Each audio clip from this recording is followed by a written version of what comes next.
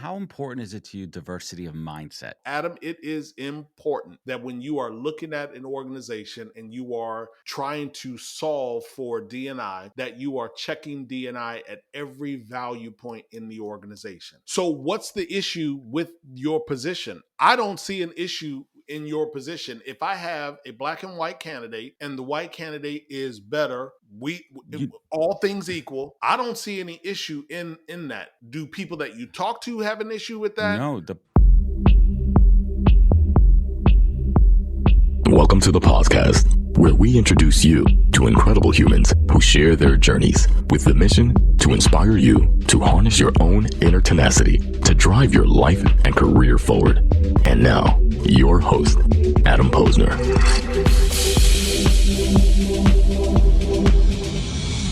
Hey, everybody, welcome back to the podcast where I bring in the best and the brightest in the world of business, marketing, and personal growth to help you harness your inner tenacity and drive your career forward.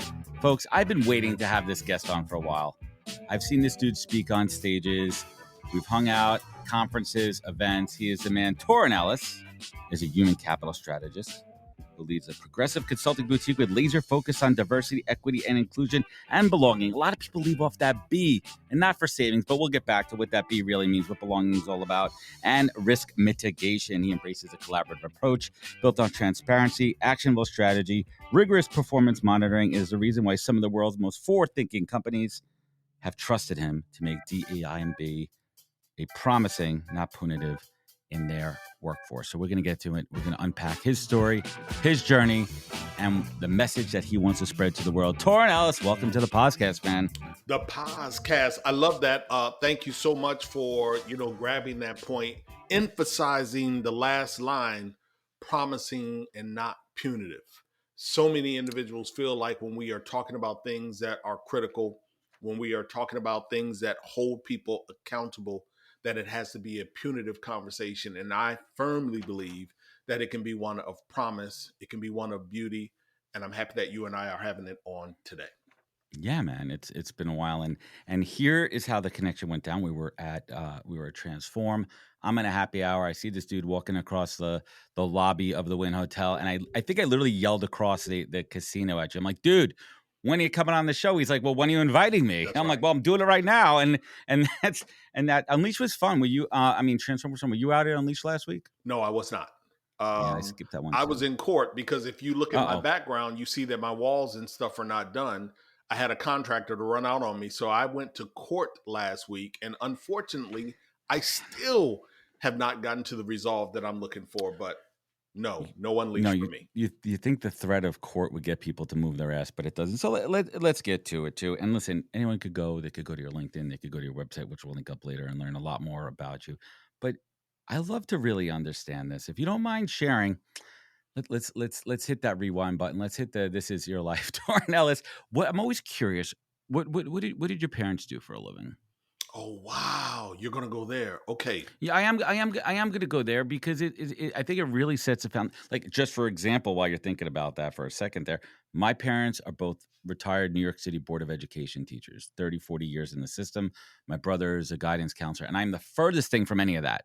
You So got it's it. always interesting to see how people, where their influences come from. How did they move and groove into the place that they're in now? Yeah, so part of that connection point is shared here. My mom was an educator, has been an educator her entire life. I always say to people, I don't say it as much today as I used to, but I had two parents that loved me. I didn't come from a broken home. I had a mother who worked extremely, extremely hard. So, as an educator in the day, she would work and do some part time jobs in the evening to make sure that she had complementary income to what she and my father were Hmm. making. My father worked for Sears and Roebuck. And so we grew up and moved around the Midwest.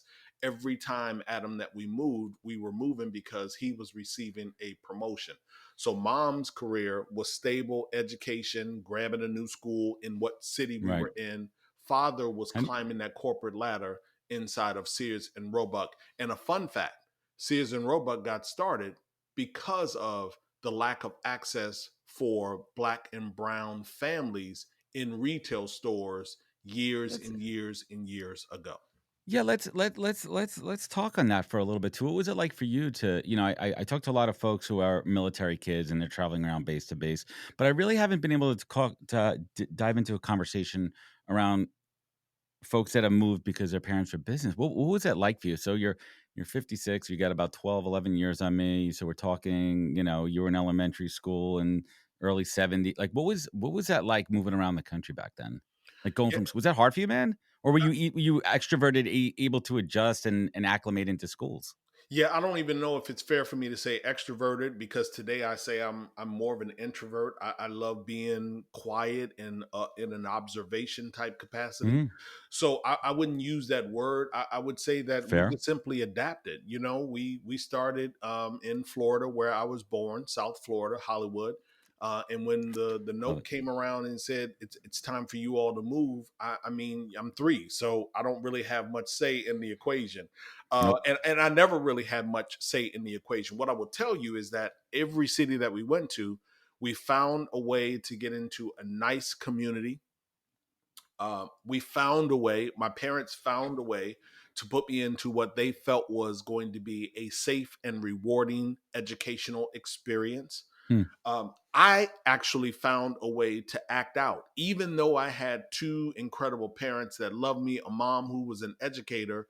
I got to a point in life where in junior high school, I wanted to fill my oats, as they would say. I would challenge some of my instructors, Torin, be quiet. Oh, you be quiet. I'm talking Uh-oh. to the teacher in this particular way. And it's not something that I'm necessarily proud of. It really was that moment of trying to show that I fit in with the wrong side of the classroom. So The so rebellious side. so what I will tell you is that no matter what city we were in, I found myself able to make some things happen. It was the last city though, Adam. Which one was that? Davenport, Iowa. So I grew up in Toledo, Ohio, Columbus, Ohio, Fort Wayne, Indiana, Mm. and then Davenport, Iowa for my formative years. It was the last city, Adam, where I experienced my first memorable racist encounter. I I had want a to, newspaper route. And, yeah. and back then, you had to collect the money for the Mm. newspapers. Back then, you had to deliver those newspapers rain, sleet, snow, Yeah, you like the or shine. mailman. Absolutely. And so I knocked on the door. I'll never forget. I knocked on Mr. Quinn's door, and Mr. Quinn came to the door with a shotgun. And he opened the door. He cocked the shotgun, Mhm. and he said the N word. If you Mm. ever step in my yard again, I'm going to shoot you. What did you feel at that moment? Fear, angry. Because I will tell you, even in Davenport, Iowa, corn detasseling, not a whole lot of representation in the Mhm. city overall. I never felt like I didn't belong. I could go to the community, the county fair, I Right. think it was called. Never You felt felt like I safe? didn't belong. I could go to the mall where the young people hung out all weekend, No problem. pizza store where I worked, Baskin Robbins where I worked. Like, Nothing. I mean, you think about how cool I am now, Yeah. and I'm scooping ice cream in high school. I got on a pink polo Baskin Robbins shirt, We're gonna scooping have to we're ice gonna have to cream. find a picture of that. Kind of hard to be cool, but I never felt like I was out of place or in a place where I wasn't wanted. And when that experience happened, I said, so this is some of what I've been learning and hearing about. And the last thing that I'll say about that, Adam, is my father, to this day, my father passed away on Father's Day in 2009, literally, Mm. not figuratively, literally on Father's Day, Oof. 2009. My father never knew that man up the street used the N word to refer to me. What do you think you would have done? It could have been problematic because So it my was a father conscious was, choice for you not to tell him. yeah, my father was a no nonsense No. individual.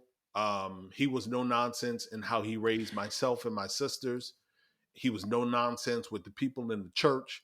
He was no nonsense with the people at work. He wasn't a bully, but my father was no nonsense. And so I chose not to tell him because I don't know what that problem would have, I don't know how that problem would have been resolved. Did that eat you up inside? Did you have an outlet with other black friends that you're able to talk about this with, or white friends? Were you able to talk about it with your dudes? Yeah, I did. I told my best friend, he's still my best friend today. He knew, his mother knew. I asked his mother not to tell my parents Hmm. because, and when I say Yeah. afraid in the moment, but not afraid later. I would still move up and down the street. Right. I was like, F Mr. Quinn. I would throw his newspaper behind the bushes. You Yeah, know what you I'm get it. saying? Like he would have to look for his newspaper. I wasn't kind and gentle about it. So in no way was I passive. But when you are, staring at a shotgun, I'm not looking down the barrel, but when I'm staring at a shotgun, big corn-fed dude, like Mm. fingers twice the size of mine Yeah. type.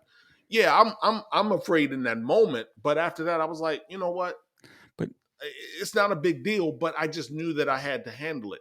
And even to this day, Adam, I will tell you, there were moments where I would get up and run. I don't use Facebook as much as I used to, but there were mm, moments where if I got up at 2 a.m, I would run 2 miles. If I got up at 3 a.m, I would go run 3 miles. This is no exaggeration. There's a particular route in my last community, not this one, but there was a person who owned a vehicle, had a Confederate flag on the mhm. vehicle, had a Confederate flag in the yard.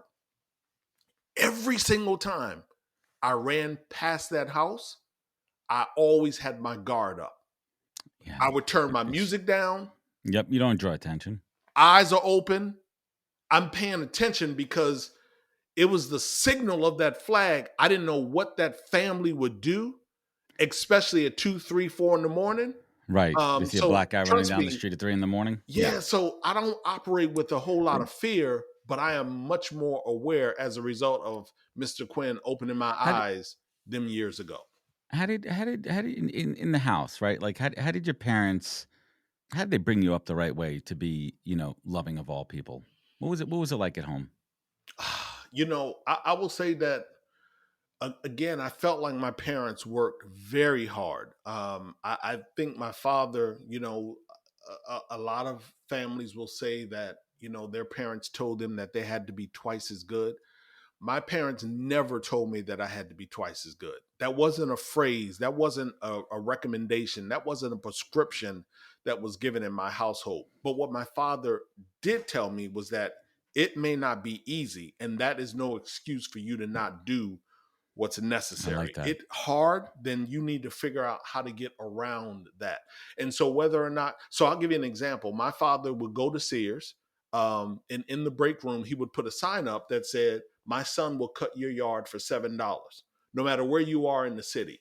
And in a car, you could get from one side of Right. Davenport, Iowa to the other side in 15 or 20 minutes. Wasn't far. But on a Hiker walking though. bicycle with a laundry line strapped around your stomach, tied to the handles of a lawnmower, and I'm dragging a Jeez. lawnmower on my 10 speed because my father's got people all over the city wanting me to But cut their grass he's for putting you to work, $7. man. $7, man. So when you ask how was it, my parents, we had chores. Hmm. We went to church on Sunday. I played the drums when I was in junior high school in church. I mean, just to me, a normal family. I don't know it to be any other way. Yes, my best friend, he grew up in a single mother household, but I didn't see that as being drastically different than Right. the fact that I had both of my parents. I think I'm an individual, even today, I'm an individual that takes people at face value. I'm not. I try not to be judgmental. I didn't know. Again, I didn't know that word then, but he was my best friend. His mom made the best tacos on Friday before we went to the football game. I knew that I had parents that loved me. I knew that I had a lot of people in church that would allow me to come over to their home, spend the night, different things. It was a normal, to me, it was a normal childhood, which contributes to why I'm able to move the way that I move now. I can vibe with a person like you yelling across the room, when are you going to be on the pod? Yo, whenever you want to do it. I That's love how, that. You know what I'm that's how saying? we I that's how we don't do. have all of But these pretensions and reservations you because don't stand up my for parents formalities. just simply said, people are people and we're going to love them as much as we possibly can. Do you, if you're looking back on it now in your in your teens, in your early 20s, were you somebody, and still now, who stands up for the underdog, who looks out for the little guy, stands up to bullies, always looking to do the right thing? Was that something that was always ingrained in you? I mean, you mentioned before the rebellious side, but I feel like the values, right? Like, we all have it. That's part of growing up. Believe me, I was an asshole. I went through my shit when I was in my teens and everything. But the way we're brought up to recognize wrong from right, those are the values that are ingrained. Those are etched. I call them like my internal 10 commandments, right? Those are etched in me from my parents and my upbringing. Like, was that something always top of mind for you, who you are? Yeah, I honestly I can't say that, Adam. I just don't know that I was really in a lot of situations when, like, I was a cool dude in high school, junior high school. I I mean, wasn't I class wouldn't king expect or anything any of that else. stuff, but yo, I was cool. Like, everybody loved Torin Ellis. I mean, my friends were far and wide. Mhm. We grew up with 4 different cities. It's a place on the map for those that are listening called the Quad Cities. Yeah. So you had Davenport, Iowa, Moline, Illinois, East Moline, and Rock Island. There were bridges that connected us. I had friends in all of those cities. Like, so I wasn't really in the experience or in relationship with the underdog, so to Mhm. speak. I think that probably started to form in my life well into my 20s. When I'm working inside of corporate America for the 4 years that I was there, only 4 years, but when I would see individuals being taken advantage of, or when I worked for Let's the railroad, when I got out of the military, I worked for the railroad. When I saw people taken advantage of, that's when that mechanism started to grow in me and my character.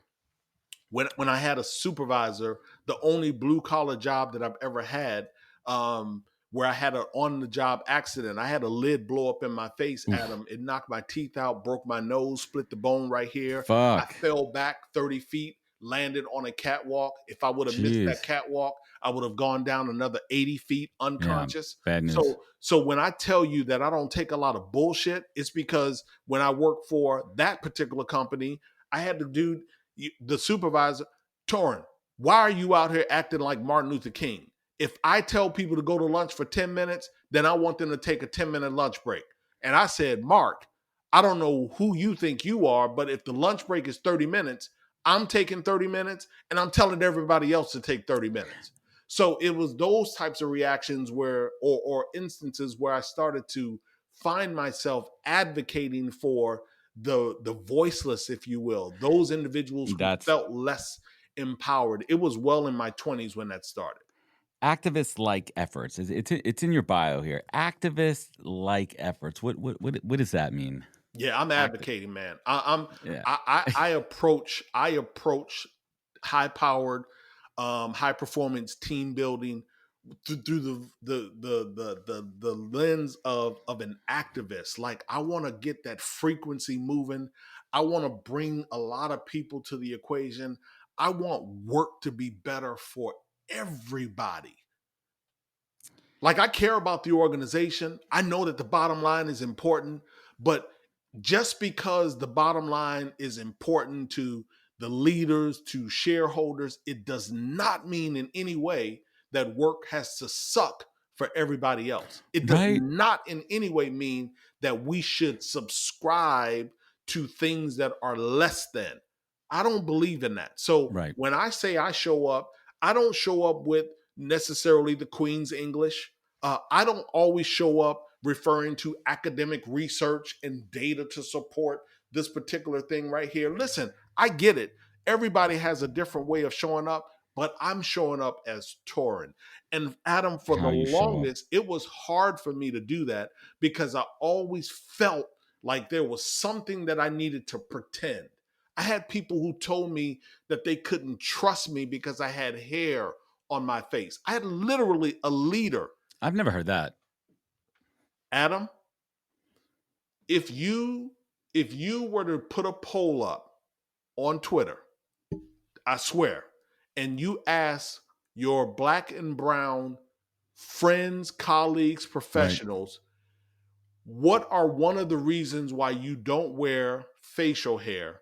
I'm telling you, overwhelmingly, you Is are it going to hear them say, because it's not accepted in the workplace. I had a interesting? man, white man, tell me, I don't trust you because you have That's hair crazy. on your face. And The- this is what's killer. I had the number one team in the building. yeah, be like, what don't you trust? My numbers? Dude, what don't you trust? My results? You don't So trust my performance? that's right. So You don't trust my receipts? it's because of these instances that as an entrepreneur, I am less trying to be I pretend far less than, let's just say, than I used to. I don't got time for that. It takes so much more effort, and I say this all the time, to pretend to be something you're not than be who you really are. It takes Absolutely. so much more effort. And once I had a couple of self-awareness epiphanies in my life, and once I got to those points of being comfortable with who I am, that's when things opened up. And when I started doing this show and I was able to have a platform to really say how I feel and feel what I mean and say what I mean, that's when things change you. So I want to pivot. I want to get into the crux. I want to get into the good stuff here. And whenever I talk to practitioners in the DEIB space, I always ask them if you could define each one of the letters for us and what it means to you in your practice. Let's start there. Um, all right. Let's break it down. I haven't done this in a while. I haven't had a practitioner on in about 50, 60 episodes. So I think it's time for a refresher here in 2024 with Torin Ellis to break down DEI and B. Okay, so I'm going to actually steal a definition for the letter D from Miriam Lewis, who is the Chief Diversity Officer at Principal Financial. Mm-hmm. Their definition of diversity is all that I am, and more importantly, all that I am not. I'll say it again, all that I am, and more importantly, all that I am not. Inclusion is us being in the same room, the same space, the same organization, the same line, same warehouse. Equity is I might need some different resources in order for me to do the job that I have been hired to do. It doesn't mean that you are lowering the bar, but I may need some different accommodations. I'll give you an example. As a single mother who has children, needs to catch public transportation in order to get to work, Right. a schedule of 7 in the morning may be a little bit challenging. Maybe her schedule needs to be 8 in the morning. Everyone else on the team is going to show up at 7, but she may need to show up at 8, and she'll work that extra hour because public transportation Exactly. will support her in the evening. So equity is not about lowering the bar. It's about how do we make sure that we give people the resources and the support that they need to excel in the job that we have hired them for. And then the belonging piece is really making Adam and Torin feel like they are welcomed in this room. It's one thing for us to sit at a conference. It's one thing for us to sit in a break room in the facility, but it's something else to feel like we belong. I actually said it in the beginning of the pod. I never felt like I was growing up in a place where I didn't belong. I was unwanted. The belonging is making you feel wanted. Those are the letters, DEIB. Let me give you my definition: bringing the unusual, the unfamiliar, and the unsuspecting together, unafraid that we cannot hit our KPI goals and objectives. I dig it. Whenever I talk about DI and B with my clients too, when we talk about diversity, I always say to them, how important is it to you diversity of mindset? I like to remove like bias. I find so many organizations, and we're not just talking about outward appearance, but they want a lot of yes men and women and people in their organization. How important to you is it that you have different perspectives, different mindsets within your organization? And of course, they're going to say yes. No, no, no, no. We don't want that. We don't want that at all. But when you come into an organization, how do you assess if they're just checking the box in DEIB, or if they really freaking want to make changes and want to make inroads and be a truly diverse organization. How do you, because that, I could see that being a little bit tricky, right? Like if someone's hiring Torin to come in, you're going to tell them the real deal, whether they like it or not. But there's got to be some nuances to that approach. How do you, what's the assessment look like? Okay, so there's a little bit there. So I'll do everything that I can to keep There's a the lot answer there. tight. But let me address the first piece in terms of how important it is for the difference in mindset. I believe it's extremely important. Oftentimes when we talk about diversity, we defer to the race and the gender piece because they are easy, they're observable, they're immutable, if you will. They are there, and so it's easy for us to talk about them. And then there are probably another 7 or 8 characteristics, if you will, that readily come to mind. We look at academic accomplishment, we look at an individual's zip code or their geography, we look at their ability, disability, if you will, and there are some others that tend to be the usual secondary layer of dimension that people are looking for. To your point, or to your question, I think it's imperative that we are exploring the variety, the disparity, and the separation in terms of dimensions. When I talk about variety, I'm talking about acumen and experience. When I talk about disparity, I'm talking about people's beliefs and associations. When I'm talking about separation, I'm talking about their compensation and their role and how they've grown, if you will, over their career. So I believe personally that these dimensions of variety, separation, and disparity are extremely important because all of them lean Agree. towards what a person brings from a creative standpoint and intellectual standpoint to an organization. Now, put that aside. You Well asked, said. what's the assessment look like? I mean, to me, it's simple. We do it in our sleep because we've been doing it for so long. Adam, it is important that when you are looking at an organization and you are trying to solve for D&I, that you are checking D&I at every value point in the organization. We get the thing wrong because we do one of two things. Number one, we will say if we stand up some unconscious bias training or some schedule of training that we've done diversity and inclusion. We kind of clap our hands Good. and we're happy about it. Or we say if we can recruit more underrepresented individuals, people that are not in our organization, that we've solved for diversity because we've done the recruiting thing.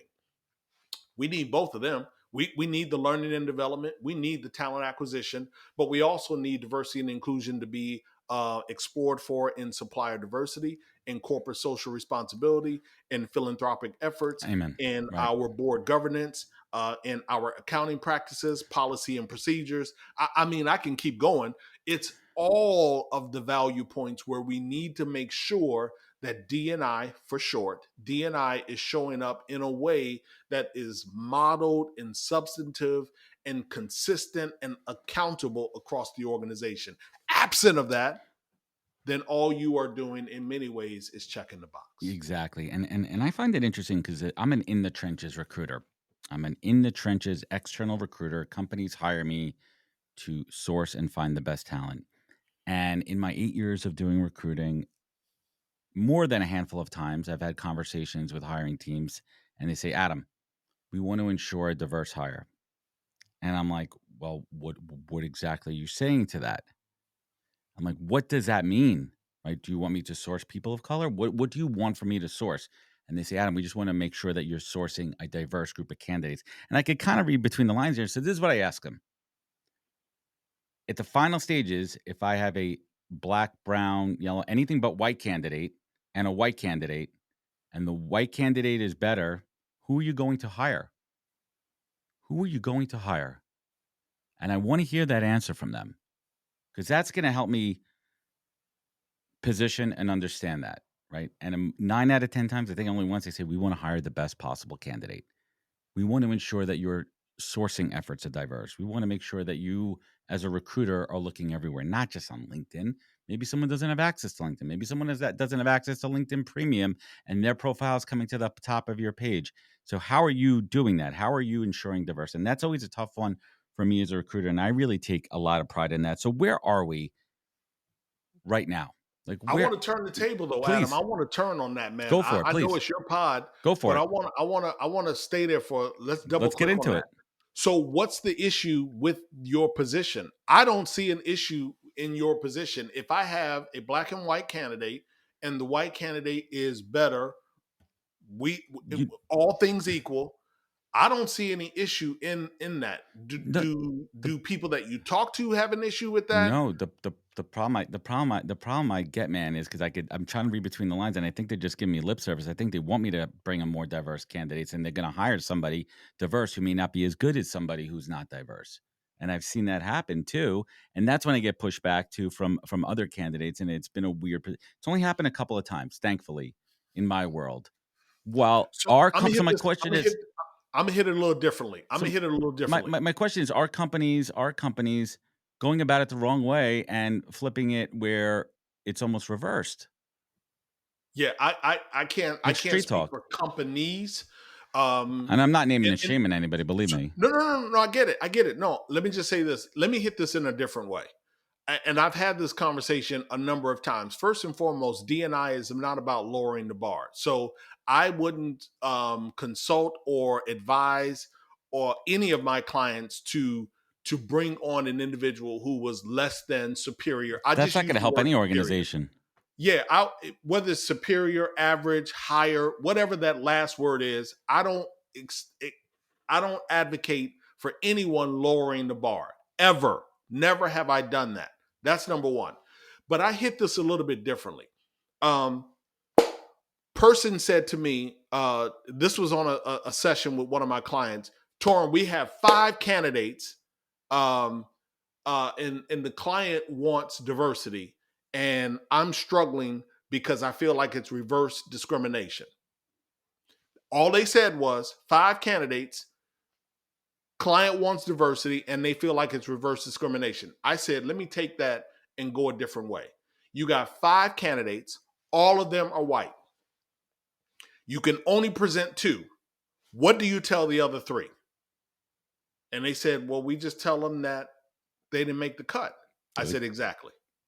That's exactly what you tell them. You didn't tell them they didn't make the cut because they were white. Yeah, no one's saying that. You didn't tell them they didn't make the cut because they didn't have an ability or they didn't come from the LGBTQ community. Mhm. You tell them you didn't make the cut because I put forth the 2 best candidates. Exactly. Yeah, true. And they were like, I get it. So Not that here's the difficult. flip side of that. I don't want a person or an organization to just simply check the box, Adam. What I want them to do is, if there is a lack of representation, I want to be more intentional in my search and sourcing efforts. Exactly. That is it. I am not going to defer to what has been easy, what has been on automatic drip. I am going to focus on building new relationships. I'm going to look at new collaboration partners. I'm going to spend New an sourcing inordinate channels. amount of time in new ponds to fish for new quality candidates that support the intentionality That's the right of analogy. inclusion. That's the right analogy, is changing up what you've been doing and look in different sources. That's it. So let's bring it back to the calendar here. I want to bring it back to the year 2001. The internet bubble bursting, man. What was Torin doing at that time? Trying to stave off bankruptcy. When that bubble burst, Adam, all of my clients, at that point, I'm running a 7-figure external agency like you. I've Mhm. never been an internal recruiter, by the way. And I'm trying to stave off, my telecom clients dropping like flies, like Yeah, they were. The just bubble was dropping like bursting. flies. Literally, companies were going belly up. Yeah, absolutely. So, in my attempt to stave off bankruptcy, I was able to hold it off for, a year and a half, 2 years. And in 2004, I ended up filing bankruptcy. I had a client that owed me a couple of clients that owed me a little more than 500,000 because all I did was kept sourcing and putting people in play. I didn't know any better. I didn't know that I could go get an attorney. I didn't know that I could try to get on their bankruptcy schedule, and get some degree of payment remittance. I didn't know these things. It was my first business, first time You didn't know. entrepreneur.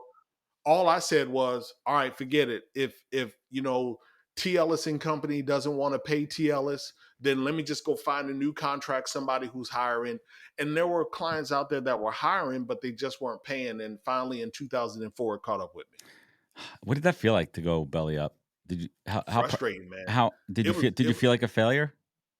Uh, listen, Well, did I?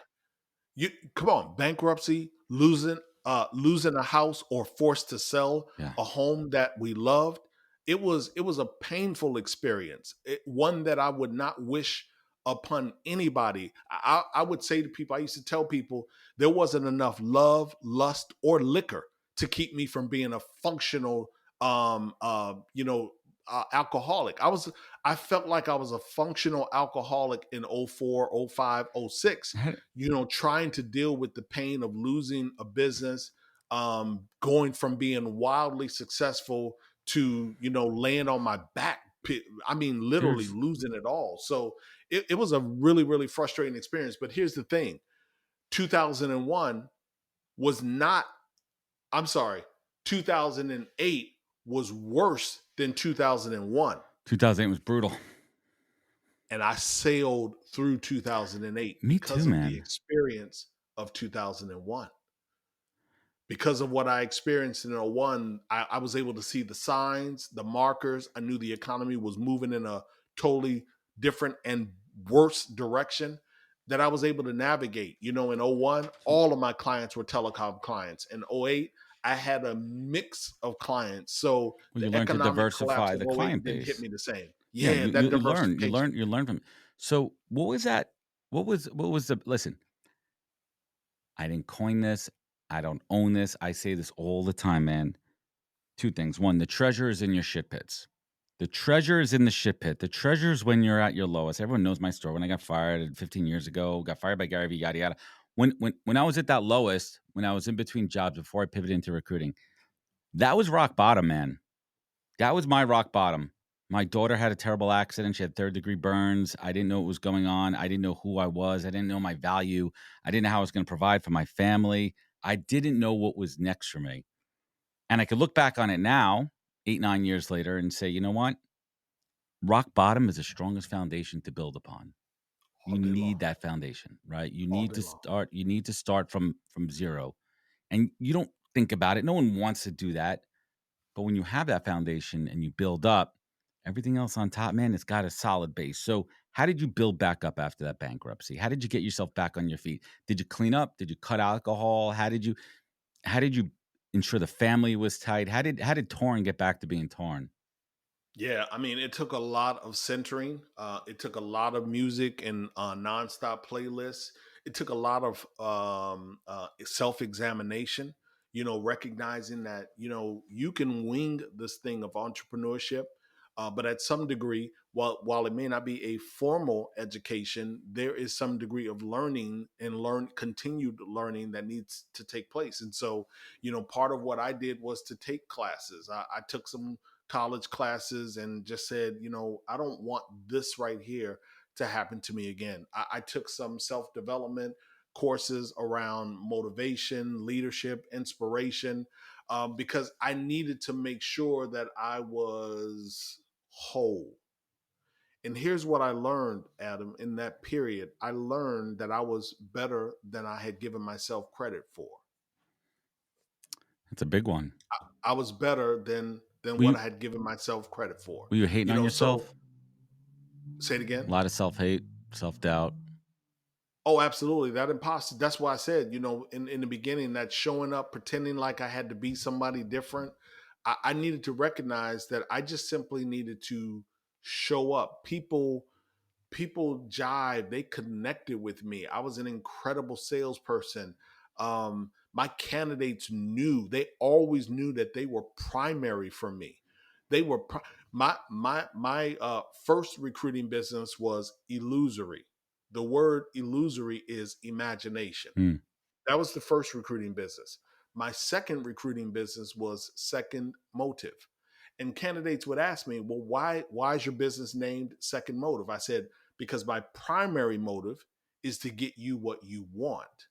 My second motive is to make sure when I spend that money, I don't have to return it. Mm-hmm. When I'm not waiting for no guarantee. So when did you get out of the recruiting business? Because I'm thinking 11. about the same thing myself, man. Yeah. I got out like 10 or 11. I still do search assignments even today, but from a formal Ex- full-time Executive search capacity, capacity. yeah, 2010, 11. Man, it's a different world. So you've shifted. You've shifted the business. You talk about, Had to. let's talk about your practice for a little bit, right? Driven entirely by internal dynamics that center an organization, people, analytical, efficient, and precise. Sorry, methodological and precise. Like, who's your best client? What's your ICP, man? Like, who works best with you? Who do you work best with? Um, I've had the fortune of working with some of the biggest logos on the planet. And I will tell you that my best client is one that is committed. And here's what commitment looks like to me. Number one, there is an executive and or an executive team that has made a declarative statement that diversity and inclusion are important to the organization.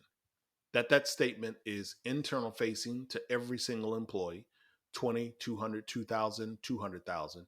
Every employee knows that leader believes in D&I.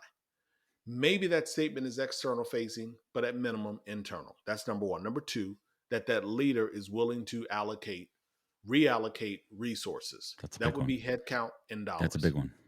That's Put absolutely your money a where big your one. mouth is.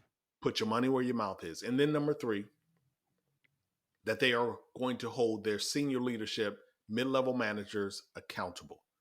If I can find an organization that is willing to subscribe to those three tenants, then I know that they are an ICP for me. Mm. Because no matter what happens, they are willing to go down the journey, the road to get to the result that we believe is available to us, present and or waiting for us. And so that to me is the ICP. I don't care if they're a small firm, medium size, large. I need those three things. And let me tell you why I need those three things. Please. I need those three because I worked with a large retailer in 2016 and in 2017.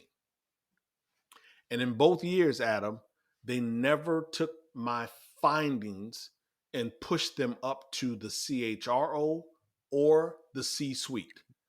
So nobody outside of this immediate reach of mine Right. saw the work that we did. We uncovered challenges and Were problems they that we scared? put on their radar. Were they Here's scared what for their happened. jobs, man? They're Here's like, what happened. shit, we're not doing so good. I don't know if I want to push this up, and my ass is on the line now. So check this out. Yeah. In 2018, this is public. In 2018, the CEO had announced that they were going to step down. The next CEO would have been a black man. The black man that would have been elevated to CEO stepped down along with 30, 35 or so other men because there was a major bro culture that was being uncovered and talked about. And it resulted in the departure of 30 to 40 high level Wow. leaders to include this black man that would have become the CEO. So it was after that moment that I said, wait a minute, why am I doing D&I work and my work is not being seen by the highest levels of leadership in the organization? So no longer am I taking these crumbs. I am working with organizations that really want to commit to doing the work that we are prescribing. I love it. Yeah, that's powerful. So you talk about leadership and this quote timeless language of leadership. There's threat. Listen, I talk to so many leaders on this show. I've been doing this a long time, and there's these traits that come through, and there's these characteristics, and I think that leadership transcends time from a values perspective. I think styles have changed. I think Sure. more leaders these days are listening. Hope so. I hope so. I hope so. Yeah, I really hope so.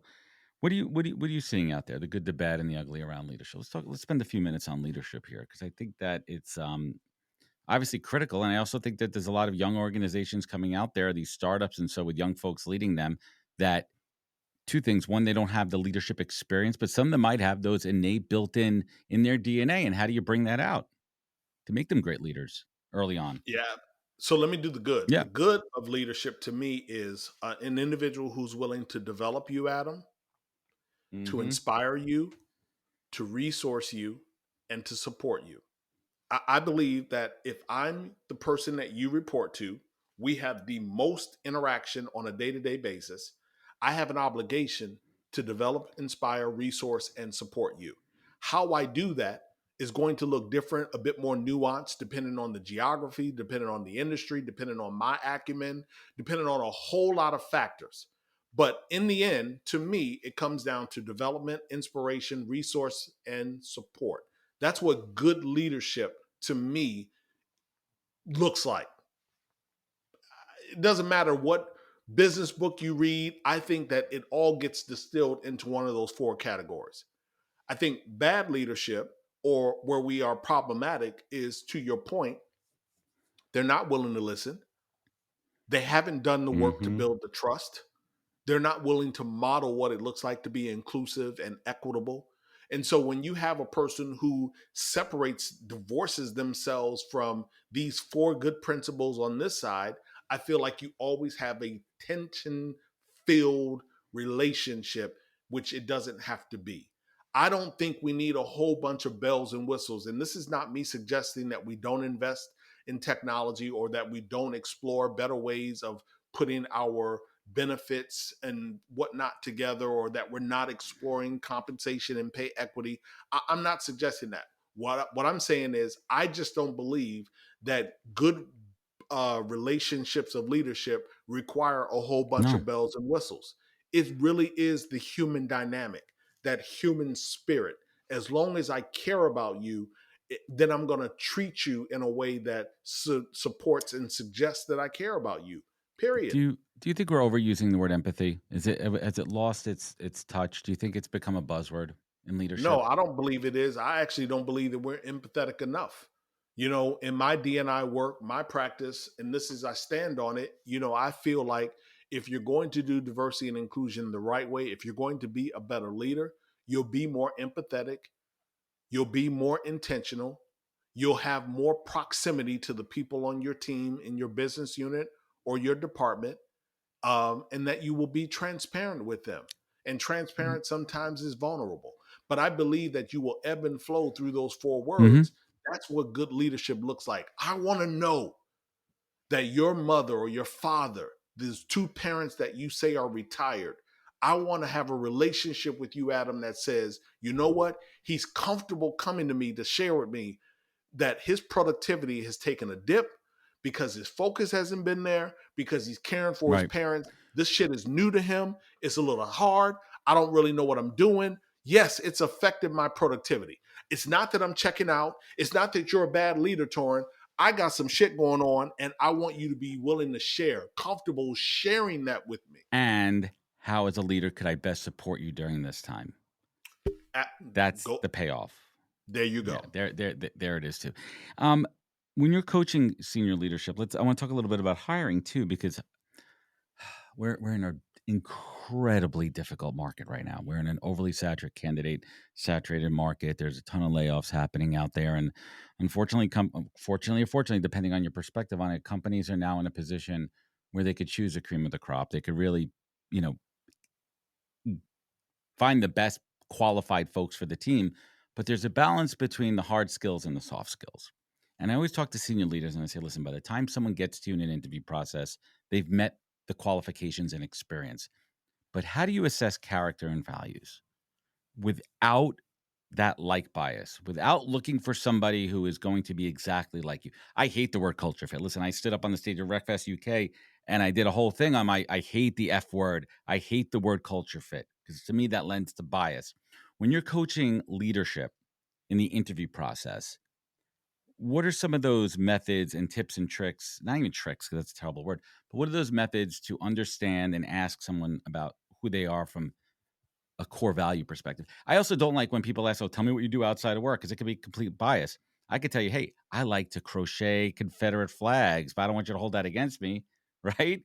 Like, if that's my passion, but I'm great at what I like, how do you get to that? Adam, that's really tricky, and I don't know if I have a really Just your intelligent thoughts, response. just off the Yeah, cuff, yeah, man. yeah. I mean, again, it's tricky. I feel like it's just more important for us to be consistent in that interviewing process. And so, if in fact you are going to ask that question that you despise, that you ask that question of every single candidate. That Consistently. you are not only asking that question of the people who graduated from schools that you Yeah. like or subscribe to, or that people are coming from companies with logos that you recognize and deem to be a bit more superior. You ask that disposable question of every single individual. At least you can go back and say that I was consistent and that I was fair in the interviewing process. How I judge that response, that is the tricky part. Mm, That's the nuance. That's the reason why you would have an interview panel, if you will. well, That's the reason panels why you help. would have some of that creative, those different dimensions of intellect that you asked about 30 or 40 minutes ago. Mhm. That needs to be in the room to Critical. help contribute and maybe offset the bias that may creep up. Yeah, it's all about, you know, preventing and we listen, we all have unconscious bias. Every single one of us, there's something that we were predisposed to because no one is 100%. I love everybody. Everyone's perfect. We've all had life experiences. We've all grown up in Sure. different ways. We're all different, inside, outside, and it's just human nature. There's conflict. There's dislike. There's just biases, and to different degrees and extremes. And we also have to understand. For me, it's knowing what my biases are. And I've talked about this before. Early on in recruiting, I did this one exercise where I found that certain foreign sounding names I was less inclined to source from. And I worked on that bias, and it was something inside, and it wasn't racist per se, but it was uncomfortable and unknown. And that's why I strayed away from that. And then I was able to course correct and be more open and mindful about what my biases are. So let's we're approaching the final stretch here, as I like to say. What are you working on these days? What's exciting you? What's keeping the juices flowing? What's keeping the money coming in? What are you working on right now? There's two things that are my North Star right now. Oh, don't you got to stay with the You North know, Star. That's my last question, man. You can't go North okay, Star. don't worry. So That's my the money shot, man. that's cool. That's cool. The fuel, the juice that you ask about, it's coming from two areas. Number one, my creative side. Yeah. I can coach, I consult, I speak. I can do that in my sleep. Hmm. It's the creative side that has not been fed over the last decade or so, and so I personally would like to see myself creating in-flight movie content. I'd like to see Ooh. myself creating more content around humanity. If anybody Googles the phrase, the ROI of D&I is greater humanity, that's mine. That's me. I haven't trademarked it, but I'm the person who says that. I believe D&I is greater humanity. So I am fueling my creative pursuits. The second thing that is getting the juices really flowing for me is I want to create some HR tech.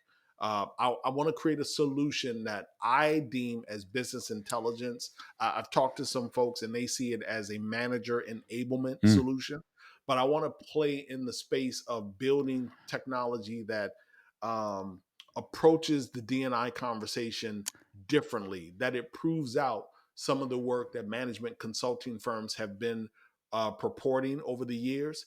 I just don't believe that there's a solution that shows us that more diverse companies are better for the bottom line. I don't know if there's a piece of technology that does it. I want to build it. How do you see AI playing a role in that? I mean, if I'm looking at going back to that From a example that I gave you a moment ago around Adam's productivity falling off because of his parents, how can I use AI to make Torin a better, more sensitive, Mm, more informed leader? So that I'm not getting down on Adam, that I'm not penalizing him in our one-on-ones, but that I am intelligently being empathetic and educating myself on how I can support him in that process. So I don't believe an organization's learning and development library is going to be comprehensive at any given moment.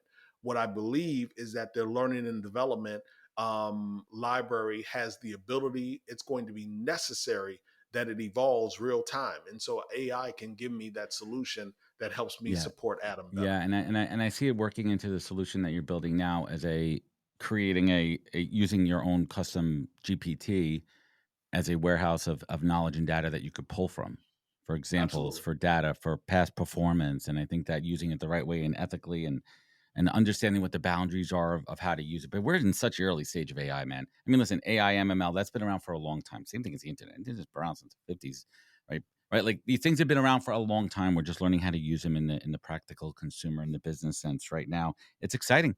Torin, what's keeping you up at night these days?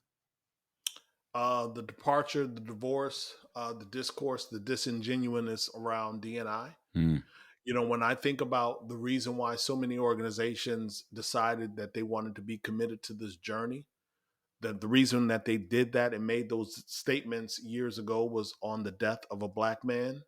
It is so offensive as a black man to hear people on stages, on podcasts, in LinkedIn posts and others to say that we started our D&I journey as a result of the death of George Floyd. That is offensive. And then it's even more offensive to hear that some of these same leaders, individuals, people who have put out posts are divorcing themselves. They are deterring themselves from being committed to humanity. That keeps me up at night. that's just that's just bad mojo, man. That's karma. That's bad. Like doing something just because something you should have been doing it before. But it's rampant. Yeah. And while it may not be as big as my word or use of rampant suggests, it is far bigger than Mm, we think. And it's not just happening here in the US, it's happening in the UK.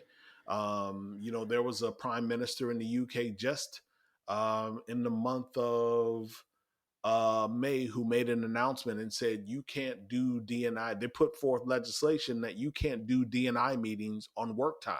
You had to do diversity and inclusion related corporate meetings either at lunch or after work.